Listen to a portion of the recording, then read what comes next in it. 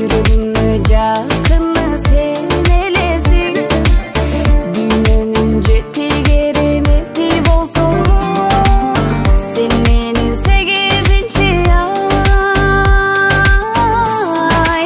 Кереметим көзөрүңдө шарпылдап көл жаткандай, жан дүйнөңдө жапжашылтыр жаткандай.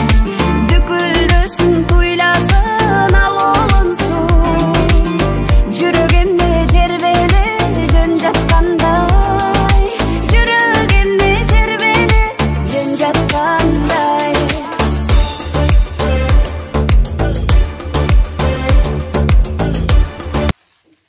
Мына азыр окуу кереметтин 3 күндүгүн окуп бүттүк. Орозо күндөрүндө жамаат менен окудук. Бизди окуткан ушу Назгүл эжекебизге, анан мына уюштуруу топторуна тарды жасап мынакей үйгө иче турган мынакей бүгүнкү тамагы куурдак экен. Кечээки тамактары аш болуп атты, кофе гректер болуп атты, самсалар, булчкалар, пирогдор болуп атты. Ар күнү 3 күн келсек 3 күндүк кофе гректи, анан обед тамакты бизге ушу берип атышты.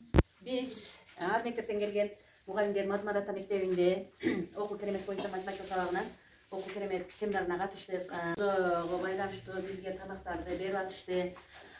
Ошону алып барып ооз ачаттык. Ушу тамак кылган, тамак жасаган, ушуну уюштурган уюштуруучуларга чоң рахмат айтабыз. Мадмар атада биз керемет окуу боюнча окуп атабыз.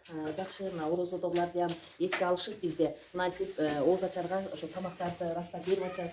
Силердин ишиңерге ийгилик каалайбыз, ден соолукта болгула. Алла силерге разы болсун. Дагы бир жолу рахмат силерге, баардыгыңарды уюштурууну.